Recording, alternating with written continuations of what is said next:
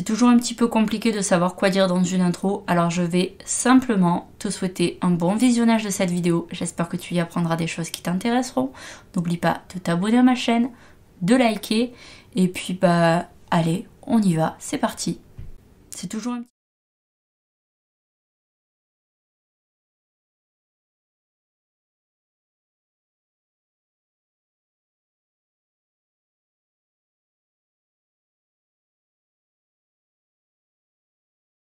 On va ensuite faire un petit tirage sur le travail.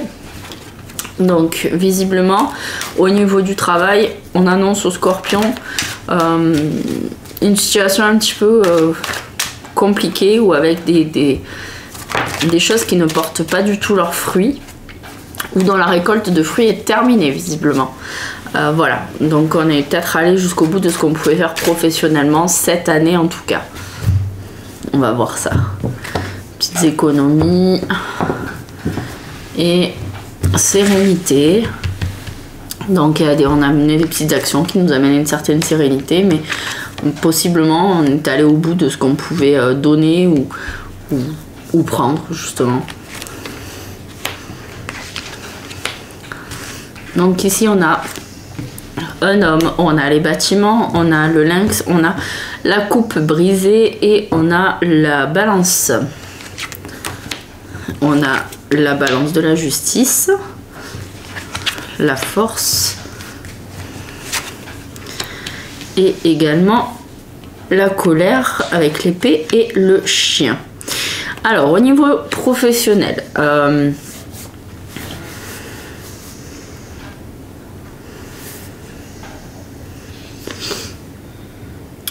y a un homme qui gravite autour de toi. Au niveau professionnel, est-ce que c'est un collègue, est-ce que c'est un patron, est-ce que c'est simplement une personne de ton entourage qui te donne des conseils professionnels ou vers qui tu te penches pour avoir des conseils professionnels. Et cette personne apparemment ne travaille pas forcément dans ton secteur d'activité ou dans le même bureau que toi. Il se peut que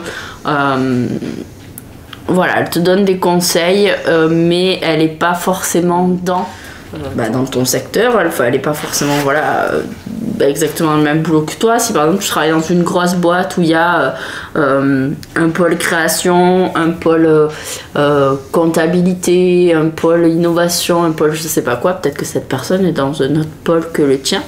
Voilà. Voir c'est peut-être une personne qui a le même poste que toi dans la même boîte mais qui est dans une autre ville. Donc ça peut être un collègue qui est dans une autre une autre ville. Hein. Il y a plein de sociétés. Moi j'étais directrice de magasin prêt-à-porter il y a quelques années. Je pouvais téléphoner à d'autres directrices de d'autres magasins pour avoir des renseignements, pour échanger des choses, etc. Voilà. Et en tout cas, j'ai l'impression que tu vas apprendre des choses qui vont te donner l'envie de te mettre à l'écart de tout ça et qui vont potentiellement créer des disputes. Alors, est-ce que cette personne te pousse en fait dans tes retranchements, te donnant des conseils professionnels qui font que finalement elle ne fait qu'attiser les braises qui brûlent en toi et qui fait que ça te crée de la colère, de la frustration et tu vas te disputer? Ou est-ce qu'en discutant avec cette personne, tu vas apprendre des choses qui te frustrent parce que peut-être qu'elle a des avantages que tu n'as pas? En tout cas, visiblement, il y a des complexités qui font que l'équilibre que tu as à ton travail se déséquilibre, se complexifie, que tu as peut-être besoin de faire valoir tes droits juridiques. En tout cas, tu as toute la force nécessaire et toute la verve possible pour pouvoir... En fait, c'est comme s'il y avait une forme d'injustice, finalement, ou en tout cas, tu ressens comme une injustice te concernant. Et en fait, tu vas user de tous les pouvoirs en ta possession pour pouvoir rectifier ça. Ça crée beaucoup de colère, tu as beaucoup de colère et de frustration concernant le travail, les personnes qui t'entourent, voire même tes collègues de travail. Et tu vas rentrer potentiellement dans des procédures. Alors après, c'est à toi de voir ce que tu es prêt à donner justement pour récupérer ce qui t'est dû ou faire valoir tes droits, mais il y a ici comme l'idée de devoir faire beaucoup de démarches au niveau professionnel et ça rejoint un peu ce que je disais à la coupe, c'est que finalement tu es arrivé au bout dans la société dans laquelle tu travailles ou dans ton travail si tu es à ton compte, tu es arrivé au bout de tout ce que tu pouvais faire et visiblement tu es assez frustré parce que tout ce que tu as fait jusqu'à présent n'est pas forcément reconnu et toi tu vas faire en sorte qu'on reconnaisse justement ton travail, donc voilà.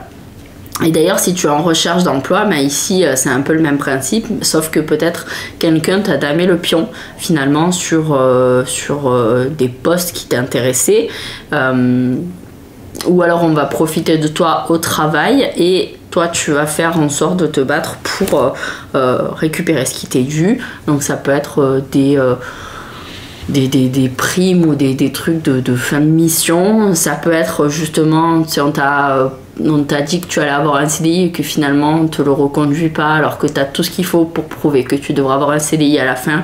Bah, tu vas peut-être te battre pour ça. En tout cas il y a quelque chose de cette idée là, donc j'ai envie de te dire bon courage pour les batailles que tu vas mener parce que tu vas avoir un début d'année visiblement assez mouvementé puisque ce mois de décembre justement clôture l'année avec des épreuves.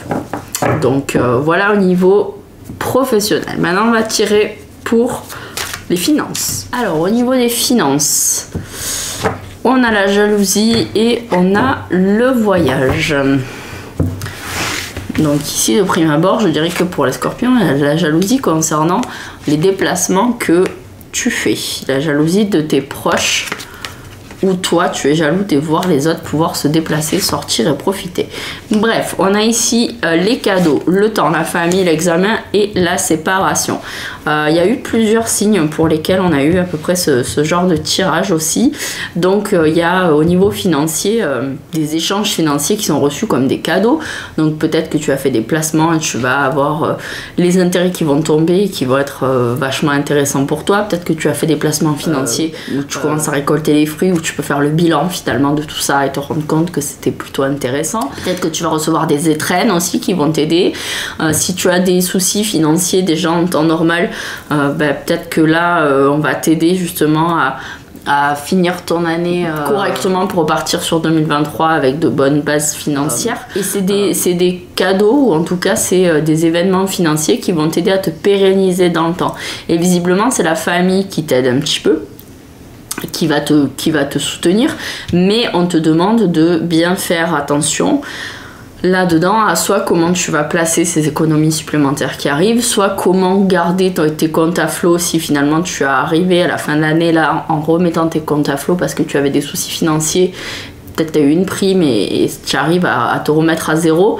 Vraiment étudier tous les pôles de dépenses qui font que tu as eu des problèmes jusqu'à présent et de te séparer des comportements négatifs, délétères concernant tes finances qui les ont plombés jusque là. Et si tu n'as pas de problème financier mais qu'effectivement tu as fait des placements et qui ont été assez rentables, on t'invite aussi pareil peut-être à partager les bons plans avec ta famille, mais aussi à examiner toutes les bonnes solutions et à te séparer de tout ce qui pourrait te tirer vers le bas, te plomber ou faire en sorte que ça ne se pérennise pas. Voilà, tu as aussi la possibilité soit de prendre du recul à observer tes finances et la façon dont tu as géré tout ça, soit tout simplement à voyager, à profiter. Voilà, ça va vraiment dépendre de ton caractère. Et tout à l'heure on avait le voyage et la jalousie, et là on a le voyage et la trahison. Donc on a le fait que peut-être aussi en prenant du recul et en regardant les choses sous un angle différent, eh bien tu vas te rendre compte de tout ce qui a plombé tes finances ces derniers mois, ou de tout ce qui n'a pas été qui n'a pas porté de fruits parce que finalement tu t'es pas rendu compte en ayant la tête dedans que c'était des mauvais placements, etc. Donc voilà, il y a vraiment cette idée de finir l'année pas trop mal financièrement, ou en tout cas de prendre conscience des erreurs qui peuvent être faites au niveau financier, ou de comment profiter de tout ça sans pour autant claquer trop d'argent finalement et se retrouver avec des difficultés. Voilà, il y a l'idée que ça se porte pas trop mal finalement au niveau financier et qu'on peut même s'améliorer ou faire encore mieux en ayant un œil plus observateur et en prenant un petit peu de recul sur tout ça. Voilà pour les finances et maintenant on va passer à la carte conseil santé. Alors on a la ruine qui est ressortie. Alors au niveau de la santé, la ruine, c'est vraiment des difficultés au niveau de la santé avec une très très grande fatigue qui pourrait amener vers des problèmes de santé beaucoup plus importants. Donc là, on t'invite vraiment à prendre soin de toi avant que tu ne sois vraiment dans une situation très très complexe dont pour se sortir il faille des traitements beaucoup plus lourds.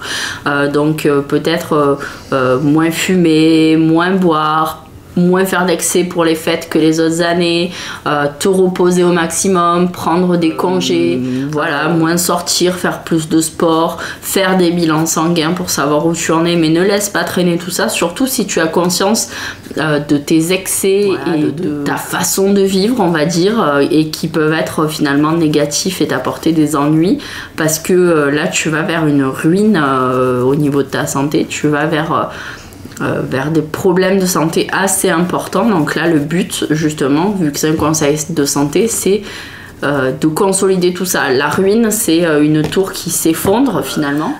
Alors normalement il y a un éclair dessus et c'est à cause d'éléments extérieurs, mais c'est aussi parce que c'est une ruine, c'est un bâtiment qui part en ruine, donc ton corps ne le laisse pas partir en ruine, ne le laisse pas se déliter quelque part parce que tu n'as pas le temps, parce que tu aimes bien profiter, parce que justement si tu aimes bien profiter de la vie en faisant attention à ton corps, tu pourras profiter de la vie plus longtemps. Voilà, bref, après ça, ce n'est que mon avis.